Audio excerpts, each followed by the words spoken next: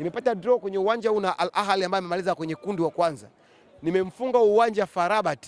Sasa ninapopata draw dhidi ya mtu ambaye amemaliza kwenye kundi jingine wa mwisho na mechi za nyumbani, yeye pale kwa Mkapa ameshinda mchezo mmoja tena kwa kuachia, kwa sababu amekutana na timu tayari na uhakika kukaa kwanza, hata ikifungwa hamna chochote. Kwa hiyo hivyo, yani sisi tumefungwa. Kwa hiyo sare kwa nature ya timu yao na ilivyokuwa hovyo hovyo, sisi tumefungwa kaka. Umesema kwamba mmefungwa, pengine tumalize na hii. Unadhani mwalimu Pedro Gonçalves kuna namna ambavyo alikosea kwenye approach ya mchezo?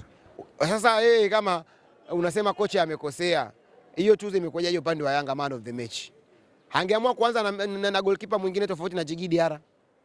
Lazima hii alama moja ya Yanga uappreciate ubora wa kocha Pedro Goncalves. Amefanya jambo kubwa. Haya, wewe ungeweza kumriski Jobu vile ameumia, ukamchukua mchezaji mwingine ambaye kwanza ile substitution ni sio technical substitution, ni substitution ya kushtukiza. Bado kocha hajafungwa. Unamlaumu vipi kocha? Kwa hiyo sisi Yanga ikidraw na Simba, kocha Pedro ndo analaumiwa, afu Steven Becker anabaki tu amerelax. Sio kweli kaka.